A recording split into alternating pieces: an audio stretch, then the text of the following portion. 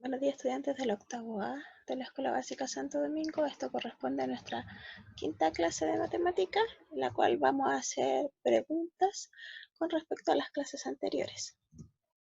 Usted va a escribir en su cuaderno, fecha 27 de abril del 2020. El objetivo de la clase va a ser analizar los contenidos vistos en las clases anteriores y su habilidad va a ser argumentar y comunicar.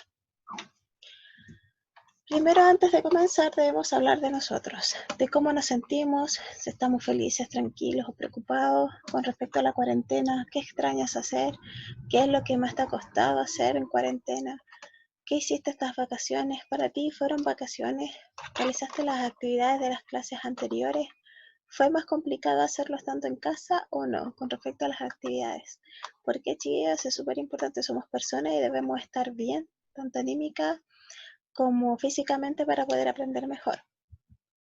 Luego de esto vamos a hacer un conjunto de preguntas para cada una de las actividades que se han realizado. Por ejemplo, con respecto al diccionario matemático, ¿cuáles fueron las dificultades que presentaste? ¿Fue fácil realizarlo? ¿Cuál fue la estrategia para realizar? ¿Te organizaste de alguna manera para realizarlo?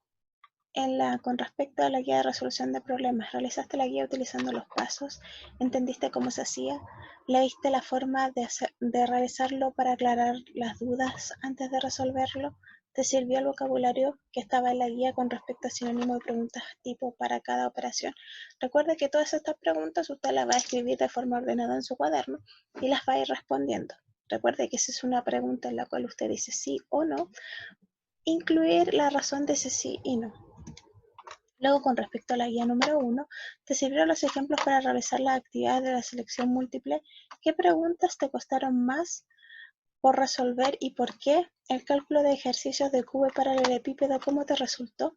Con respecto a la guía de la unidad 0, en el ítem de las alternativas, ¿es fácil o complicado de resolver? ¿Por qué?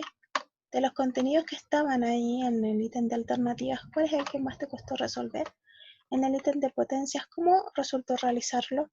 En el ítem de comparación, ¿en qué ayuda a realizar este tipo de cuadro? Es más fácil diferenciar.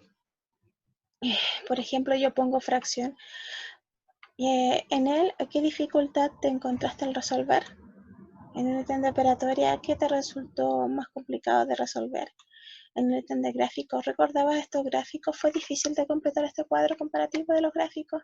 En el ítem de plano cartesiano, ¿cuál fue la dificultad que encontraste al ubicar los puntos en él? En el ítem de resolver problemas, ¿cuál es el paso que te cuesta mucho más resolver y por qué? ¿Y qué podríamos hacer para mejorar ese paso de los 6 pasos para poder decir que ya no es una dificultad? Con respecto a la clase número 1, que tenía como objetivo profundizar las operaciones con números enteros y números racionales, además de ampliar el estudio de las potencias, vimos en el libro la página número 7. ¿Cuáles son las propiedades de la adición y la multiplicación? Te escriben cuáles son. ¿Cuál une a la multiplicación y a la adición? ¿Cómo explicarías la propiedad de clausura y distributiva con tus palabras? ¿Cuáles son los números enteros? ¿Cuál es su característica? ¿Cuál es la adición y la sustracción de los números enteros? ¿Cómo es? ¿Cuál es la característica de la multiplicación y la división de decimales con potencia de 10?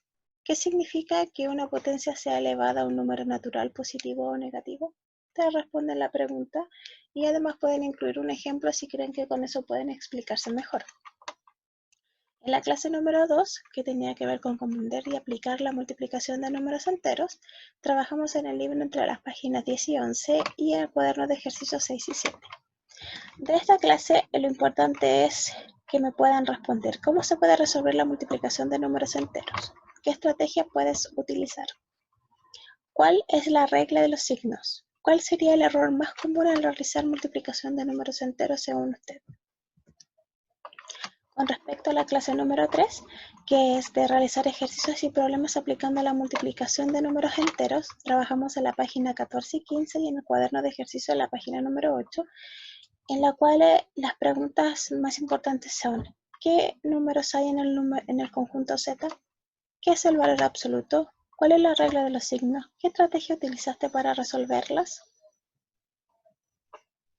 La clase número 4, que era nuestra primera clase de geometría, reconocer los conceptos relacionados con cuerpos geométricos, trabajamos en el libro en la página 116 y 117, y de esto nosotros podemos preguntar, ¿qué es el cubo? ¿Cómo se obtiene el área y el volumen de un cubo?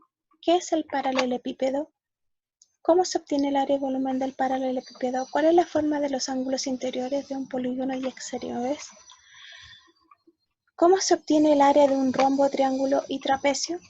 ¿Cuál es la diferencia entre circunferencia y círculo? ¿Cuáles son las partes de la circunferencia? ¿Cuáles son las partes principales del círculo? ¿Cómo se obtiene el área y el perímetro de una circunferencia? ¿Qué es el pi? Para finalizar, luego de que usted haya contestado todas estas preguntas en su cuaderno, tenemos que escribir ¿qué sientes que te falta para comprender de las clases realizadas hasta ahora? ¿Qué puedes hacer para mejorar tus dificultades? Y siempre escribir qué aprendieron y qué les falta por aprender. Acá les dejo unas frases importantes con respecto al pensamiento, tanto del estudio general como de las matemáticas, en las cuales dice, no te preocupes por tus dificultades en matemáticas, te puedo asegurar que las mías son aún mayores, y lo dice Albert Einstein. Nunca consideres el estudio como una obligación, sino como una oportunidad para penetrar en el bello y maravilloso mundo del saber, también lo dice Einstein. Dime y lo olvido, enséñame y lo recuerdo, involúcrame y lo aprendo, lo dice Benjamin Franklin. Espero que estas frases les ayuden a poder afrontar de mejor forma y de una forma más positiva nuestras clases y todas las clases en este tiempo. Les mando un abrazo virtual y nos vemos en la siguiente clase.